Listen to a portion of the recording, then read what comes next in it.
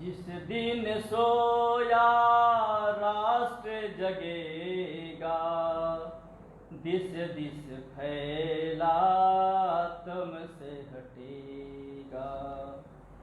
जिस दिन सोया राष्ट्र जगेगा, दिस दिस फैला तम से हटेगा। भारत विश्व बंधु का गायक, भारत मानवता का नायक, सदियों से था युगों रहेगा, सदियों से था युगों रहेगा। दिस दिस फैला तम से हटेगा। जिस दिन सोया राष्ट्र जगेगा, दिस दिस फैला तम से हटेगा। वैभवशाली जब हम होंगे, नहीं किसी से हम कम होंगे। वैभवशाली जब हम होंगे, नहीं किसी से हम कम होंगे। क्यों ना फिर गंतव्य मिलेगा, क्यों ना फिर गंतव्य मिलेगा। दिस दिस फैला तम से हटेगा। जिस दिन सोया राष्ट्र जगेगा, जिस दिन सोया राष्ट्र जगेगा, दिस दिस फैला तम से हटेगा। हम सब की तो राह एक है, कोटि हृदय और भाव एक है। हम सब की तो राह एक है, कोटि हृदय और भाव एक है। बात हमारी विश्व सुनेगा, बात हमारी विश्व सुनेगा। दिस दिस फैला तम से हटेगा। जिस दिन सोया राष्ट्र जगेगा, जिस दिन सोया राष्ट्र जगेगा, दिस दिस फैला तम से हटेगा। दिस दिस फैला तम से हटेगा। सभी को सादर नमस्कार। बंधुओं, कल 21 जून है, अंतर्राष्ट्रीय योग दिवस का कार्यक्रम है। सारी दुनिया के अंदर इस कार्यक्रम को विश्व योग दिवस अथवा अंतर्राष्ट्रीय योग दिवस के तौर पर पिछले 5 वर्षों से मनाने का कार्यक्रम प्रारंभ हुआ है। आज के इस वैश्विक महामारी के दौर में जब लोगों का एक दूसरे से मिलना, समूह में एकत्र होना ये कठिन है, ऐसे समय भी योग दिवस का कार्यक्रम हम सब लोग संपन्न करने वाले हैं। उसकी पूर्व संध्या पर योग के महत्व, दैनंदिन जीवन में उसकी आवश्यकता, इसको लेकर कुछ विचार आपके सामने रखने का प्रयास करूंगा। बंधुओं, योग भारतवर्ष के लिए कोई नया नहीं है। हमारे देश की ये प्राचीन विधा है। इस समय सारी दुनिया के लोग इस प्राचीन विधा को अपना रहे हैं। इसके पीछे एक कारण है। सन 2014 21 सितंबर अपने इस देश के प्रधानमंत्री आदरणीय नरेंद्र भाई मोदी ने यूएनओ में एक प्रस्ताव पास किया था। 123 सदस्य थे। उसमें सर्वसम्मति से प्रस्ताव पास हुआ कि 21 जून यह सारी दुनिया में योग दिवस के तौर पर मनाया जाना चाहिए। आश्चर्यजनक रूप से किसी ने भी विरोध नहीं किया। सब ने उस प्रस्ताव पर सहमति व्यक्त की और तारीख तय हुआ 21 जून। हर वर्ष 21 जून को ये विश्व योग दिवस अथवा अंतर्राष्ट्रीय योग दिवस का कार्यक्रम संपन्न होना चाहिए। 21 जून की तारीख क्यों तय की होगी? तो हम सब जानते हैं कि 21 जून यह वर्ष भर में सबसे बड़ा दिन माना जाता है, सबसे अधिक लंबा दिन माना जाता है। और हमारे यहाँ सूर्य जो ऊर्जा का स्रोत है वह अधिक समय तक इस 21 जून की तारीख को विद्यमान रहता है प्रकृति के अंदर। अर्थात हमारी आयु, हमारे अंदर ऊर्जा शक्ति अधिक रहती है।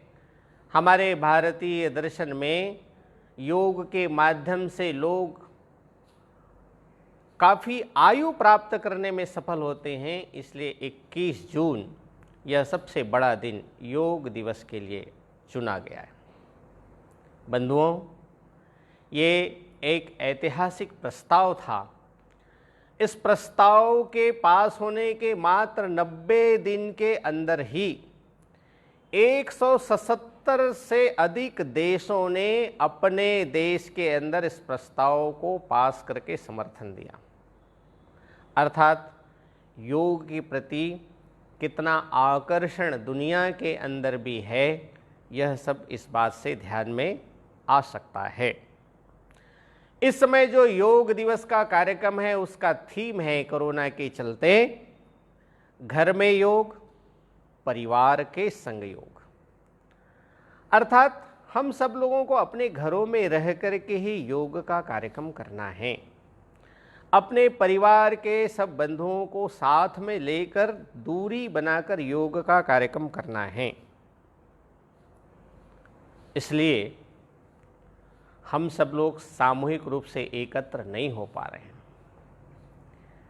पूर्व संध्या में योग के महत्व के बारे में बताते समय मुझे अत्यंत प्रसन्नता हो रही है कि भारतवर्ष का यह दर्शन, यह चिंतन आज सारी दुनिया मानने के लिए अग्रसर हो रहा है। बंधुओं, भारतवर्ष का इतिहास बड़ा गौरवशाली इतिहास रहा है।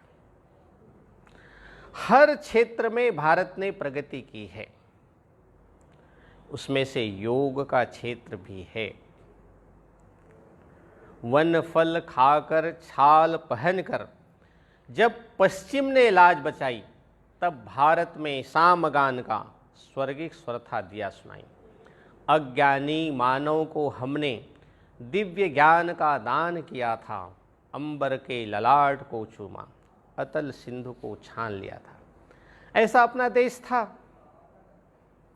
गणित में, योग में, साहित्य में, कला में, हर क्षेत्र में भारत दुनिया को दिशा देने वाला ऐसा देश था। निःशेष विषयों में तभी हम प्रौढ़ता को प्राप्त थे। सब प्रकार के विषयों में हम प्रबुद्ध थे, प्रौढ़ थे, ऐसा भारतवर्ष था। बंधुओं, योग क्या है? अनेक लोगों के भिन्न भिन्न प्रकार के मत हैं। अपने मनीषियों ने कहा है, युज्यते अनेन इति योगः, अर्थात योग का अर्थ है आत्मा को परमात्मा से जोड़ना। महर्षि वशिष्ठ ने एक अलग ही परिभाषा उन्होंने दी है, मनः प्रशमनोपायः योगः, अर्थात मन को शांत करना ही योग है। भगवद गीता में भगवान श्री कृष्ण जो स्वयं योगेश्वर कहे जाते थे, योगेश्वर श्री कृष्ण के नाम से हम सब लोग जिनको जानते हैं, उन्होंने भगवद गीता के माध्यम से योग के विषय में क्या कहा? तो अध्याय 2 के 48वें श्लोक में वो कहते हैं, योगस्थ कुरु कर्माणि संगम त्यक्त्वा धनंजयः सिद्ध्य सिद्ध्योर समो भूत्वा समत्वम योग उच्यते। अर्थात योग क्या है? तो समत्व की प्राप्ति ही योग है।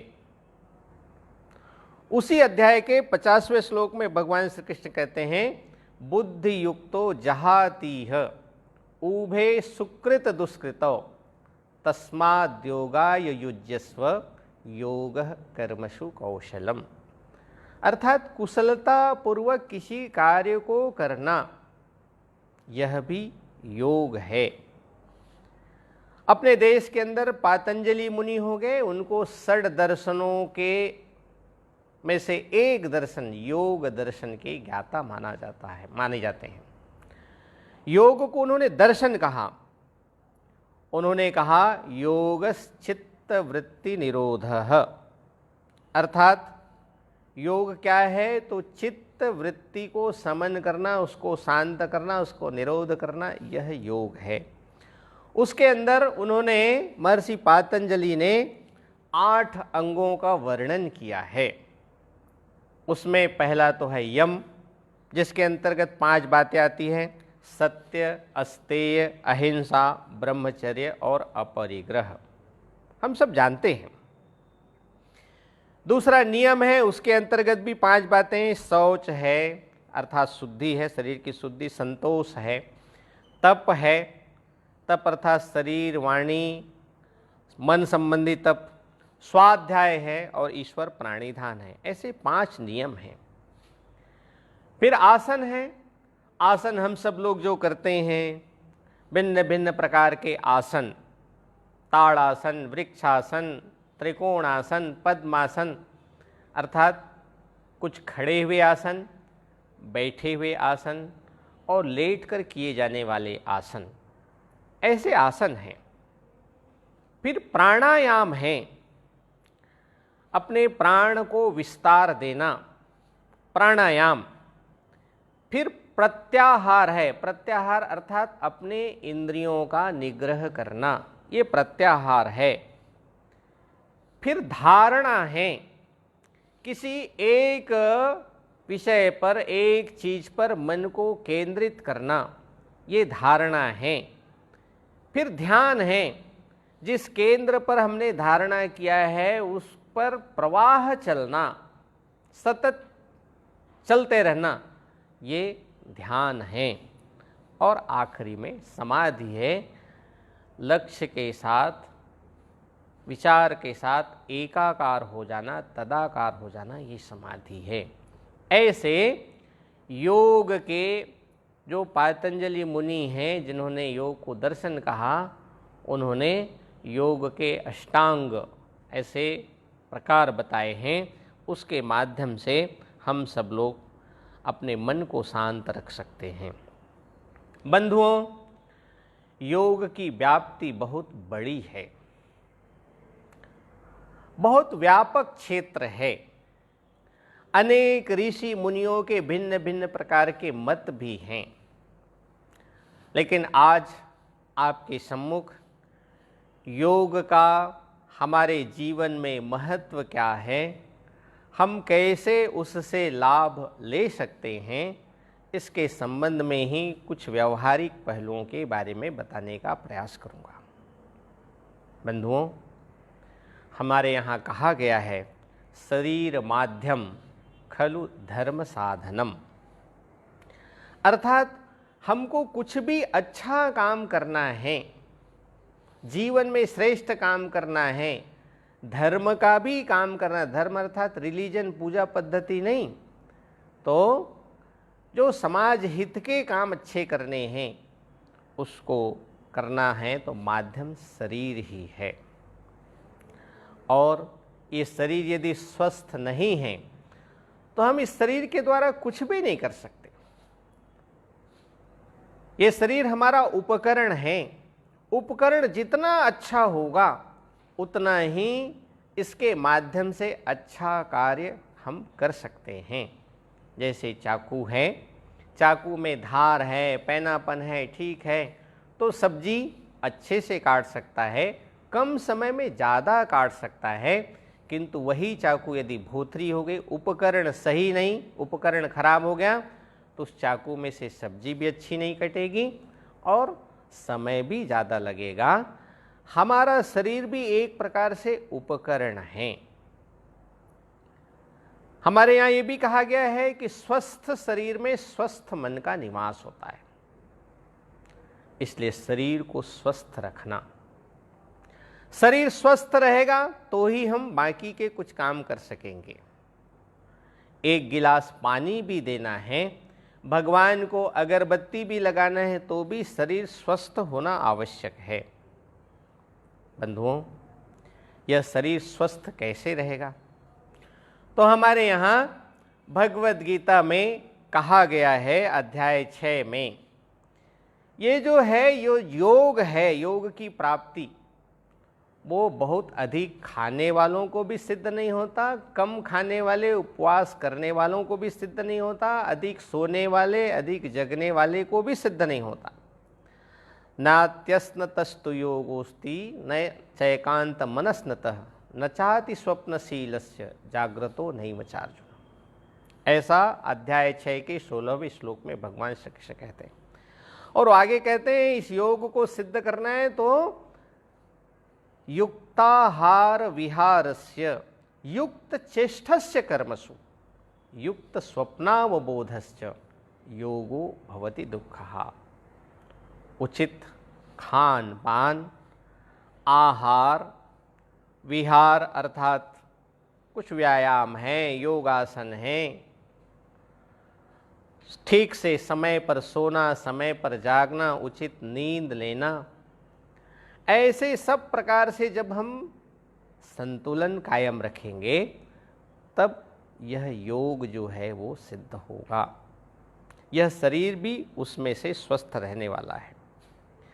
स्वामी विवेकानंद जी के पास एक बार एक तरुण कार्यकर्ता जा कर के कहता है, स्वामी जी मुझे ध्यान की पद्धति सिखाओ, ध्यान कैसे लगाया जाता है उसका मुझे उपदेश करो, उसकी पद्धति बताओ। स्वामी विवेकानंद जी उसको कहते हैं, अरे भाई ध्यान लग जाएगा, जाओ फुटबॉल के मैदान में खूब पसीना निकालो, फुटबॉल के मैदान में खूब खेलो, पसीना निकलते तक अपने आप ध्यान लग जाएगा। शरीर को जब तक स्वस्थ नहीं बनाएंगे, शरीर को जब तक बलिष्ठ नहीं बनाएंगे, तब तक इस कमजोर शरीर से ध्यान नहीं लगने वाला है। इसलिए स्वामी विवेकानंद जी सारे दुनिया का भ्रमण करने वाले, अनेक चुनौतियों में से आगे बढ़े तो ऐसे नहीं बढ़े वो, उनका शरीर सब प्रकार से बलिष्ठ था, इसलिए कठिनाइयों के दिनों में भी, कड़ाके की ठंड में भी वो स्वयं के शरीर को ठीक रख सकने में सफल हो सके। तो शरीर को उन्होंने साधा था, समुद्र को लांघ सके, कन्याकुमारी के अंदर समुद्र को तैर करके शिला स्मारक में जा सके, तो ऐसे नहीं जा सके, शरीर बलिष्ठ था इसलिए जा सके। हमको भी अपने शरीर को साधना है और उसके लिए योग बहुत उपयोगी है। हमारे यहाँ जितने भी योग के जो जानकार हैं वे सब कहते हैं देखो भाई, बहुत अधिक समय नहीं लगा सकते तो कम से कम सूर्य नमस्कार सब लोग करें। सूर्य नमस्कार एक 7 आसनों का योग है। अलग अलग प्रकार के उसके अंदर आसन हैं। हम सब जानते हैं कि सूर्य अखंड ऊर्जा का स्रोत भी है। यदि हम सूर्य नमस्कार करते हैं, सूर्य की उपासना करते हैं, प्राणायाम के साथ सूर्य नमस्कार का यह प्रयोग हम करते हैं तो हमारा शरीर निश्चित रूप से अच्छा होगा, स्वस्थ होगा। सूर्य नमस्कार में हस्त उत्तान आसन है, पाद हस्त आसन है, एक पद प्रसरण आसन है, अष्टांग आसन है, भुजंग आसन है, अधोमुख स्वान आसन है। ऐसे अलग अलग प्रकार के आसन हैं जो हमारे स्वास्थ्य के लिए, शरीर के लिए अत्यंत महत्व का है। सूर्य नमस्कार को रोज रोज करने से हमारे केवल शरीर का विकास नहीं होता तो सब प्रकार के अंगों का संतुलित विकास हो सकता है। अपने यहाँ कहा है, आदित्यस्य नमस्कारान ये कुर्वन्ति दिने दिने आयुर प्रज्ञा बलम वीर्यम तेजस तेषाम च जायते। सूर्य नमस्कार को जो रोज नियमित रूप से करता है, आयु बढ़ती है, बल बढ़ता है, तेज बढ़ता है और अकाल मृत्यु जो होने वाला है वो भी टल सकता है। ऐसे सूर्य नमस्कार अनेक प्रकार से उपयोगी है। परम पूजनीय माधवराव सदाशिवराव गोलवलकर जो राष्ट्रीय स्वयंसेवक संघ के दूसरे नंबर के सरसंघ चालक थे, वो स्वयं रोज सूर्य नमस्कार करते थे। एक स्थान पर वो एक किताब में लिखते हैं आरती आलोक की, वो कहते हैं सार्वजनिक जीवन में कोई भी व्यक्ति काम करने वाला है उसको प्रतिदिन 25 सूर्य नमस्कार करना चाहिए प्राणायाम के साथ। 25 सूर्य नमस्कार यदि वो करते हैं तो 16 घंटे, 17 घंटे, 18 घंटे बिना थके वो सक्रियता से कार्य कर सकते हैं। 25 सूर्य नमस्कार और 10 बार दीर्घ श्वसन का प्रयोग यदि करें तो सार्वजनिक जीवन में काम करने वाला जो व्यक्ति है, जो कार्य करता है, उसको कई प्रकार से लाभ प्राप्त हो सकता है।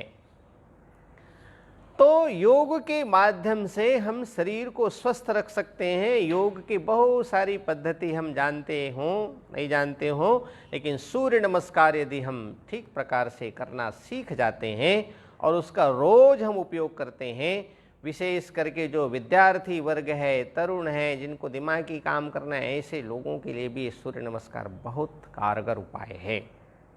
बंधुओं, शरीर के स्वस्थ होने के साथ साथ मन का भी स्वस्थ होना आवश्यक है। आज हर एक प्रकार की प्रतियोगिता होती है, परीक्षा होती है, नौकरियों का हो या अन्य किसी प्रकार की प्रतियोगिता हो, उसमें शारीरिक स्वस्थता का प्रमाण पत्र तो पूछा जाता है, किंतु मानसिक स्वास्थ्य के बारे में कोई पूछताछ नहीं होती है, उसका कोई सर्टिफिकेट नहीं है। आज देश के अंदर इस महामारी के दौर में बहुत सारे अपने बंधु मानसिक अवसाद के चलते अपने जीवन को समाप्त करने पर विवश हुए। पिछले दिनों फिल्म जगत के अंदर भी कई सारी हस्तियां इस अवसाद के कारण, मानसिक अशांति के चलते अपने जीवन को समाप्त करने को बाध्य हुए। समाज के अंदर ऐसे और भी बहुत सारे प्रश्न हैं, लेकिन ये कोरोना के कालखंड में मानसिक अवसाद एक बहुत बड़ा प्रश्न है। इस मानसिक अवसाद से हमको यदि उबरना है, हमको ऊपर उठना है, तो योग हमारे लिए बहुत बड़ा सहायक है। बंधुओं, हम सब जानते हैं मन बहुत चंचल है, मन स्थिर नहीं हो सकता। भगवान श्री कृष्ण जब अर्जुन को कहते हैं कि मन को स्थिर करो, तो अर्जुन कहता है, भगवान ये तो बहुत चंचल है, क्षण में यहाँ सोचता है, क्षण में वहाँ सोचता है, अभी यहाँ बैठा है, मुंबई का सोचने लगेगा, अमेरिका का सोचने लगेगा। इतना चंचल है, वायु से भी शीघ्रगामी है मन, इतना चंचल है। अध्याय 6 भगवद गीता के 34वें श्लोक में अर्जुन कहता है, चंचलम ही मनः कृष्ण प्रमाथि बलवद दृढ़म तस्याहम निग्रहम मन्ये वायोरीव सुदुष्करम। जैसे वायु को नियंत्रित करना कठिन काम है, ऐसे ही इस चंचल मन का निग्रह करना भी कठिन काम है। भगवान श्री कृष्ण कहते हैं, अर्जुन आपका कहना बिल्कुल सही है, किंतु अभ्यास और वैराग्य से इस चंचल मन को साधा जा सकता है, स्थिर किया जा सकता है। कहते हैं, असंशयम महाबाहो मनो दुर्निग्रहम चलम अभ्यासेन तु कौन्तेय वैराग्येन च गुह्यते। अर्थात अभ्यास और वैराग्य से इस चंचल मन को काबू में किया जा सकता है, ऐसा भगवान श्री कृष्ण का कहना है। और अर्जुन को उन्होंने बताया है कि अभ्यास और वैराग्य ये दो माध्यम, इससे मन स्थिर होता है, किया जा सकता है। बहुत लोगों ने किया है, आप भी कर सकते हो। और हम सब जानते हैं, अपने देश के अंदर अनेकों मनीषियों ने मन को संयमित करने का, स्थिर रखने का काम इस योग के माध्यम से साधा है। बंधुओं, हम सब का अनुभव होगा कि जब श्वास की गति तेज होती है तो मन ज़्यादा चंचल होता है। जब दौड़ के आते हैं, श्वास की गति बहुत ऊपर नीचे चलती है तो मन एकदम चंचल होता है। क्रोध में, आवेग के समय श्वास की गति अनियंत्रित होती है तो मन एकदम अस्थिर हो जाता है। श्वास की गति से जुड़ा हुआ ये मन की गति है। मन को यदि स्थिर करना है, मन को संयमित नियंत्रित करना है, तो श्वास की गति को यदि हमने संयमित कर लिया, श्वास की गति को हमने नियंत्रित कर लिया, तो मन अपने आप स्थिर होता है, स्थिर हो सकता है। इसलिए हमारे यहाँ योग के अंदर एक विषय प्राणायाम भी है। भिन्न भिन्न प्रकार के योगासन तो हम करें ही, किंतु प्राणायाम के माध्यम से अपने प्राण वायु का विस्तार, हम सबका अनुभव होगा कि धीरे धीरे दीर्घ श्वसन का यदि हम प्रयोग करते हैं, लंबा श्वसन करना और धीरे धीरे छोड़ना, ऐसा हम करते हैं, इसका अभ्यास अच्छा पक्का होता है, तो हमारा मन धीरे धीरे शांत होता जाता है। ऐसे हमारे मन को स्थिर करना है तो उसके लिए प्राणायाम अर्थात ये योग की एक जो विधा है वो हमारे लिए बहुत सहायक है। बंधुओं, हमारे देश के ऋषि मुनि इसी योग के माध्यम से, प्राणायाम के माध्यम से मन को स्थिर करके अनेक बातों के गूढ़ रहस्यों तक वो पहुंच जाते थे। जैसे कोई तालाब है, तालाब के अंदर एक सिक्का यदि हम डाल देते हैं तो तालाब के अंदर डला हुआ सिक्का दिखता है। कब दिखता है साफ साफ? तो उसकी दो शर्तें हैं। पहला, तालाब का पानी स्वच्छ होना चाहिए और दूसरा, तालाब का पानी स्थिर होना चाहिए। यदि तालाब का पानी स्थिर है और तालाब का पानी स्वच्छ है तो कितनी भी गहराई तक डला हुआ यदि सिक्का है तो वो ऊपर से भी एकदम साफ साफ दिखाई दे सकता है।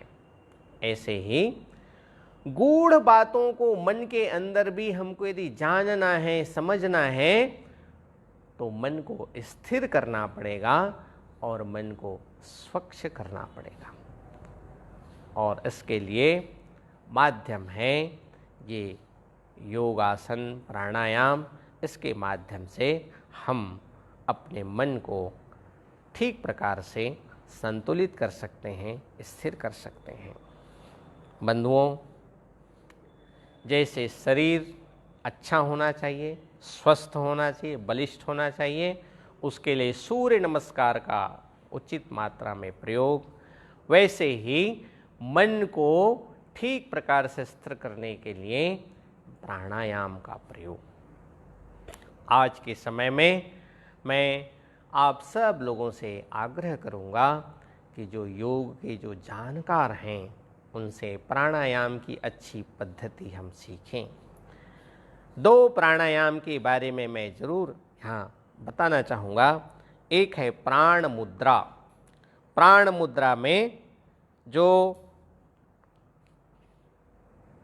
जल तत्व है अर्थात कनिष्ठिका है, पृथ्वी तत्व है अर्थात अनामिका है, और अग्नि तत्व अंगूठा, इन तीनों के अग्रभाग को यदि लगा दिया तो इसको प्राण मुद्रा कहते हैं। ये प्राण मुद्रा है वो हमारे शरीर की रोग प्रतिरोधक क्षमता को बढ़ाने में सहायक है।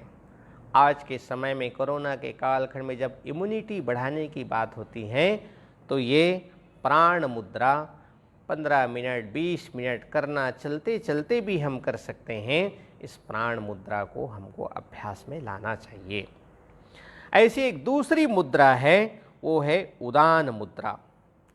कनिष्ठिका को छोड़कर शेष तीनों उंगली अर्थात तर्जनी, मध्यमा, कनिष्ठिका, कनिष्ठिका छोड़ दिया, तर्जनी, मध्यमा, अनामिका और अंगूठा, इन चारों को यदि मिला दिया, जल तत्व को छोड़कर पृथ्वी, अग्नि, आकाश, वायु, ऐसे 4 तत्वों को एक साथ मिला दिया तो उदान मुद्रा बनती है। और ये उदान मुद्रा को करने से हमारे अंदर सकारात्मक भाव पैदा होता है, सकारात्मक विचार को लाने में ये मुद्रा सहायक है। तो एक प्राण मुद्रा जो हमको रोग प्रतिरोधक क्षमता बढ़ाने में सहायक होगा, और दूसरा उदान मुद्रा जो सकारात्मक विचारों को हमारे अंदर लाने में सहायक होगा। इसको हम लोग जरूर अभ्यास में ला सकते हैं। और पूज्य बाबा रामदेव जी भी कहते हैं कि प्राणायाम में भस्त्रिका है, कपालभाति है, अनुलोम विलोम है और भ्रामरी है। ये 4 प्रकार के प्राणायाम हम सब लोग करते हैं तो हमारे स्वास्थ्य को, शरीर के साथ साथ मन को भी स्थिर करने में बहुत सहायता मिलेगी। बंधुओं, एक बुद्धि का भी विषय है। इस योग के माध्यम से शरीर, मन के साथ साथ बुद्धि को भी हम तेज कर सकते हैं। मन स्थिर होता है तो किसी भी चीज़ को ग्रहण करने की क्षमता बढ़ जाती है। हम सब अच्छी तरह से अनुभव कर सकते हैं कि कोई विद्यार्थी परीक्षा के समय यदि ज़्यादा दिन का बीच में अंतराल है उसमें तैयारी कम होती है, और यदि बीच में अंतराल कम है 2 परीक्षाओं के बीच में तो उसमें तैयारी अच्छी होती है। हम सब का अनुभव होगा। कारण क्या है? तो जब अंतराल ज़्यादा रहता है तो हमारा कंसंट्रेशन कम हो जाता है, और अंतराल जब कम रहता है, 1 दिन 2 दिन का अंतराल होता है परीक्षा के दिनों में 2 परीक्षाओं के बीच में, तो हमारा मन एकाग्र अधिक तीव्रता से हो जाता है। स्वामी विवेकानंद जी के जीवन में हम सब जानते हैं उनका मन बड़ा एकाग्र था, जल्दी एकदम किसी भी चीज़ पर फट से एकाग्र हो जाता था, और किसी भी चीज़ को ग्रहण करने की उनकी क्षमता भी बहुत अधिक थी, स्मृति भी बहुत अच्छी थी। स्वामी विवेकानंद जी एक बार किसी चीज़ को पढ़ लेते थे तो स्मरण हो जाता था, कंठस्थ हो जाता था, उनकी स्मृति बहुत तीव्र थी। अर्थात बुद्धि को भी सतेज करना है तो मन का स्थिर होना एक बहुत आवश्यक है। स्वामी जी कहते थे, when you are doing any work do not think anything beyond, do it as worship and highest worship. अर्थात किसी भी काम को यदि हम करते हैं तो उस काम को करते समय अन्य किसी भी पर मन न लगाते हुए केवल और केवल उसी काम पर मन लगाएं, बाकी सबको विस्मरण कर जाएं, भूल जाएं। ऐसा जब हम करते हैं तो मन उसमें एकाग्र हो जाता है। अब जब एकाग्र होता है तो हमारे सब प्रकार के काम बहुत अच्छे से होते हैं, हमारी बुद्धि की तीव्रता भी उसमें से बढ़ती है। इसलिए योग यह हमारे शरीर, मन, बुद्धि सब के विकास के लिए आज के समय में बहुत आवश्यक है। बंधुओं, योग केवल रोग के निदान के लिए ही नहीं है, योग भगाए रोग, यहीं तक इसका नहीं है, तो योग वास्तव में इससे भी बड़ी बात है। हमारे यहाँ कहा गया है समत्वम योग उच्यते। समत्वम योग उच्यते का अर्थ क्या है? तो समत्व की स्थिति में आना, सिद्ध सिद्धियोर निर्विकारा, सिद्धि और असिद्धि में भी सम रहना, सुख दुख में भी सम रहना, लाभ और हानि की अवस्था में भी सम रहना, ऐसी जब स्थिति आती है तो भगवान श्री कृष्ण कहते हैं समत्वम योग उच्यते। भगवान श्री कृष्ण महाभारत के युद्ध में खड़े हैं, जिस अर्जुन को माध्यम बनाकर वो लड़ाई लड़ना चाहते हैं वही अर्जुन कहता है मैं तो युद्ध नहीं करूंगा।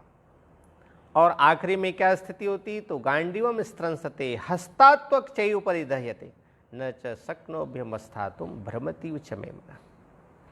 गांडीव को रख देते हैं पीछे और रथ के पीछे जाकर के बैठ जाते हैं, मैं युद्ध नहीं करूंगा।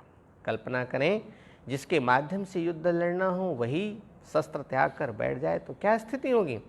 लेकिन भगवान श्री कृष्ण उस अवस्था में भी हतोत्साहित नहीं होते हैं।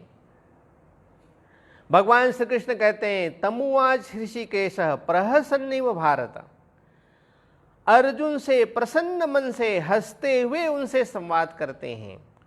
वास्तव में यह जो मन की साम्यावस्था है, प्रतिकूल से प्रतिकूल परिस्थिति में भी मन डिगना नहीं, यह जो समत्व का भाव है वह वास्तव में योग है। परम पूज्य श्री गुरु जी काशी के प्रवास में आए हुए थे।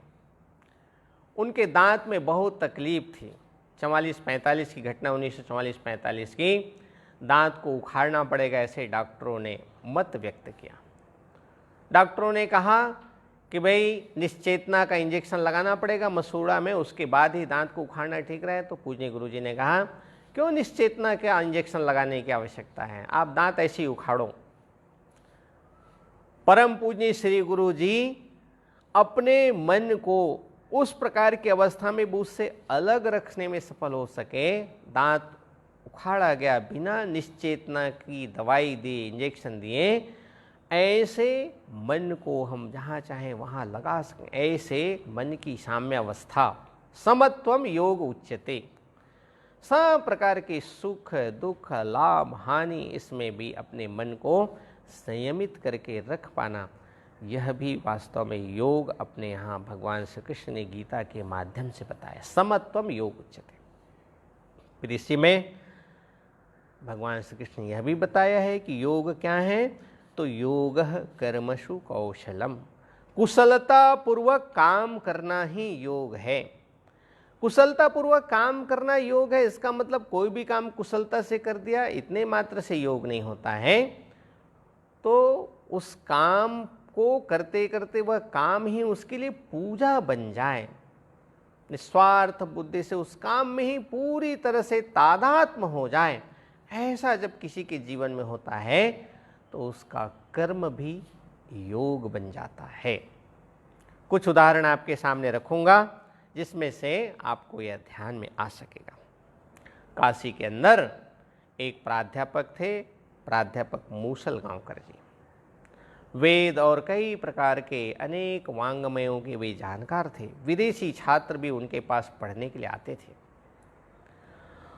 उनको पूछते थे कि भाई आपको पढ़ाते समय कैसा लगता है?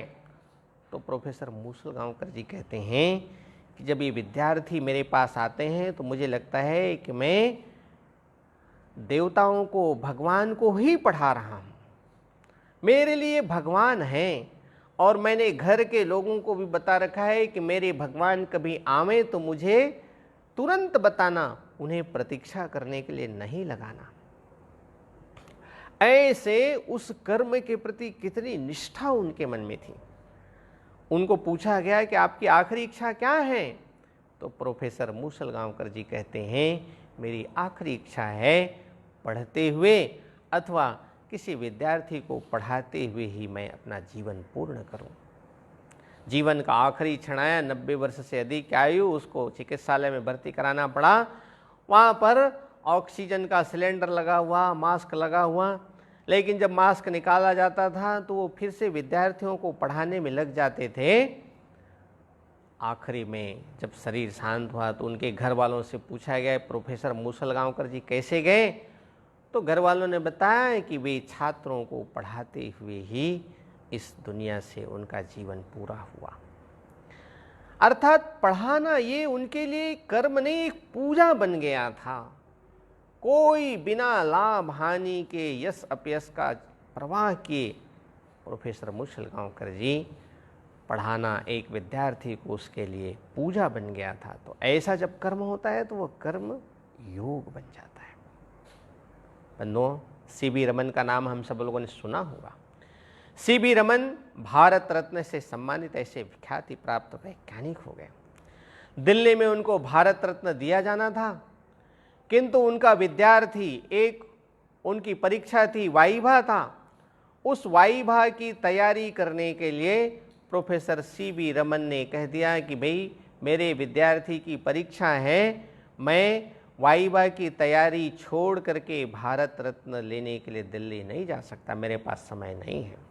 आप कल्पना कर सकते हैं, पद्मश्री, पद्म भूषण, पद्म विभूषण जैसी पदवी नहीं, भारत रत्न जैसे अलंकरण को भी उन्होंने एक किनारे रखा और अपने विद्यार्थी की जो पढ़ाई है, वाइवा है, उसको महत्व दिया, उसको पूजा मान करके उन्होंने काम किया। सीवी रमन का वह जो कर्म है वह पूजा बन गया था। ऐसे कर्म जब होते हैं तो वह योग बन जाता है। हम सब लोगों ने लता मंगेशकर का भी नाम सुना होगा। इस देश की प्रसिद्ध गायिका हैं, अत्यंत विदुषी महिला है। उनका 75 वर्ष जब पूरा हुआ तो कुछ पत्रकार बंधु इकट्ठे हुए, उनके घर के निकटवर्ती रिश्तेदार भी इकट्ठे हुए। लता जी को पत्रकारों ने पूछा, लता जी आपने 75 वसंत पूरे कर लिए, आप फिर भी जब मंच पर गाती हैं तो ऐसा लगता है कि वही 16-17 वर्ष की लता जी हमारे सम्मुख कुछ प्रस्तुति दे रही हैं। इसका रहस्य क्या है, इसका कारण क्या है? लता जी तो बहुत विनम्र विदुषी महिला, उन्होंने कहा इसका कारण एक ही है, जब से मैंने गायन शुरू किया तब से मैंने एक भी दिन रियाज को बंद नहीं किया। कहीं भी हो, कितनी भी व्यस्तता हो, इस रियाज को मैंने पूजा मान करके अहरनिश जारी रखा। यही कारण है कि शायद आज भी आप लोगों को लगता होगा कि लता जी जब गाती हैं तो वही 15-16 वर्ष के किशोर आयु की लता जी लगती हैं। लता जी का यह रियाज जो है उसके लिए पूजा बन जाता है, उसके लिए वही योग बन जाता है। ऐसे अनेक उदाहरण हैं। विंबलडन के एक प्रसिद्ध खिलाड़ी हो गए गीत सेठी, उसका नाम है। एक बार वो विंबलडन के क्षेत्र में प्रसिद्ध होकर के निकले, सब प्रकार से उन्होंने विजय प्राप्त किया। गीत सेठी फिर से दूसरी बार उन्होंने पहले से अधिक तैयारी की, दूसरी बार भी विश्व विजेता बने। इस प्रकार से उन्होंने प्रयास किया, लेकिन दूसरी बार सफल नहीं हुए, क्योंकि उनका ध्यान सफलता पर ज़्यादा था। अभ्यास तो कर रहे थे किंतु ध्यान सफलता पर था, इसलिए सफलता नहीं मिली। फिर तीसरे साल गीत सेठी ने, मुझे पुरस्कार मिले चाहे न मिले, मैं प्रथम आऊं अथवा ना आऊं, विश्व विजेता बनूं अथवा न बनूं, मेरा पूरा ध्यान केवल केवल अभ्यास पर होना चाहिए। अभ्यास को ही उन्होंने पूजा मान लिया और ऐसा मान करके उन्होंने अभ्यास जारी रखा। उसके बाद लगातार कई वर्षों तक विश्व विजेता बने रहे। बाद में उन्होंने एक पुस्तक लिखी, गीत सेठी ने, जॉय एंड सक्सेस। जब हम किसी काम को करते करते उसमें आनंद की अनुभूति करने लगते हैं तो वह कर्म हमारे लिए पूजा बन जाता है, वह कर्म हमारे लिए योग बन जाता है। बंधुओं, आज हम सब के सामने कोई भी कर्म हम सब लोगों को जो हम करते हैं उसके साथ एकाकार हो जाएं, उसके साथ तादात्म्य से जुड़ जाएं, तो वह भी योग के समान ही हो सकता है। इसलिए भगवान श्री कृष्ण कहते हैं योगः कर्मसु कौशलम। कर्म 3 प्रकार के, कर्म, दूसरा अकर्म, तीसरा विकर्म। शास्त्र विरुद्ध कर्म जो है वो विकर्म है, और अकर्म अर्थात आलस्य और निद्रा का उसमें प्रवेश हो गया तो वह अकर्म की अवस्था है। किंतु हमको तो कर्मशील होना है, उस कर्म के साथ तादात्म्य होकर के लगना है, तो ऐसे हम कर्मयोगी बने। योगः कर्मसु कौशलम। तो योग केवल आसन प्राणायाम यहीं तक सीमित नहीं है, यह तो वास्तव में हम सबको परमात्मा से जोड़ने की एक सीढ़ी है। शरीर, मन, बुद्धि, इन सब को एक दिशा में चलाने का, लक्ष्य के तरफ ले जाने का एक मार्ग है। योग बहुत व्यापक है। आज के समय में शिक्षा जगत में हो, व्यक्तित्व निर्माण के विषय में हो, खेल के क्षेत्र में हो, ऑफिसों के अंदर काम की कुशलता के विषय में हो, हर क्षेत्र में योग सहायक हो सकता है। अनेक क्षेत्र हैं जिसमें योग के माध्यम से हम किसी भी नागरिक, किसी भी व्यक्ति की कुशलता हम बढ़ा सकते हैं, उसकी एकाग्रता बढ़ा सकते हैं। आज के समय में अपने विश्वविद्यालय और विद्यालयीन पाठ्यक्रमों में भी योग को शामिल करना आवश्यक है। योग के शिक्षक तैयार किए जाने चाहिए, कुशल शिक्षक तैयार किए जाने चाहिए। बड़े बड़े कारपोरेट सेक्टर्स हैं, उनमें भी योग के शिक्षक रखे जाने चाहिए। इस योग के शिक्षकों के माध्यम से अपने सब प्रकार से कंपनियों में काम करने वाले, विश्वविद्यालय परिसर में काम करने वाले ऐसे शिक्षक, अध्यापक अपने जीवन में योग को एक जीवन शैली के तौर पर स्वीकार करने की आवश्यकता है। योग को जीवन शैली के तौर में यदि हम स्वीकार करेंगे, योग को जीवन में हम स्थान देंगे, अर्थात हमारे दैनंदिन चर्या का भाग बन जाए। सूर्य नमस्कार करना है, हमको योगासन करना है, हमको प्राणायाम करना है, हमको मुद्रा का अभ्यास करना है, और भिन्न भिन्न प्रकार के योग के जो प्रयोग हैं वह भी हम सबको करना है। प्रतिदिन नियमित रूप से कुछ न कुछ समय इस योग विषय के लिए हम देना प्रारंभ करेंगे। अपने परिवारों के अंदर भी हम देना शुरू करेंगे, और भारत के लोग यदि योग को अपने जीवन शैली में उतार लेंगे तो हमारे अंदर केवल रोग प्रतिरोधक क्षमता ही नहीं, तो हमारे अंदर किसी भी काम को कुशलतापूर्वक करने की, तीव्रता से करने की क्षमता में भी वृद्धि होगी। हर एक काम को सत्यम शिवम सुंदरम ढंग से हम कर सकेंगे, अधिक कुशलता से हम कर सकेंगे, हमारी क्षमता भी बढ़ जाएगी, एकाग्रता भी बढ़ जाएगी। मुझे लगता है कि आज के समय में हम सब लोगों को योग को अपनाने की आवश्यकता है। बंधुओं, आज देश अनेक प्रकार के संकटों से घिरा हुआ है। कोरोना का वैश्विक महामारी तो है ही है, साथ ही साथ सीमा पर कई प्रकार की चुनौतियां भी हम सब देख रहे हैं। अपने देशभक्त नौजवान 20 लोगों की कुर्बानी भी हम सब के सामने हुई है। देश की रक्षा करते करते उन सब लोगों ने अपने प्राणों को उत्सर्ग किया है। ऐसे वीर जवानों के प्रति श्रद्धांजलि व्यक्त करते हुए, ऐसे वीर जवानों के श्री चरणों में प्रणाम करते हुए, मैं हम सब देशवासी जो भी हम सब लोग हैं उनके प्रति हम श्रद्धा सुमन अर्पित करेंगे ही, लेकिन हम सब के अंदर एक प्रखर देशभक्ति का भाव इस समय खड़ा होना आवश्यक है। पूरा देश एक साथ खड़ा हुआ इस समय दिखना आवश्यक है। हम अपने को ही पहचाने आत्मशक्ति का निश्चय ठाने। पड़ी हुई झूठी शिकार को सिंह नहीं जाते हैं खाने। एक हाथ में प्रलय दूसरे में सृजन लिए चलते हैं, आँखों में वैभव के सपने। पग में तूफानों की गति हो, राष्ट्र भक्ति का ज्वार न रुकता। आए जिस जिसकी हिम्मत हो, सब प्रकार के प्रश्नों का उत्तर इस राष्ट्रभक्ति के भाव से हम दे सकते हैं, एकत्व के भाव से दे सकते हैं। और इस भाव को पुष्ट करने में योग ये अत्यंत सहायक हो सकता है। ऐसे योग के कुछ व्यवहारिक पहलू, कुछ आध्यात्मिक पहलुओं को मैंने केवल स्पर्श किया है। योग का विषय अत्यंत व्यापक है, बहुत बड़ी चर्चा हो सकती है, लेकिन एक सीमित समय में मैंने कुछ बातों को केवल स्पर्श किया है।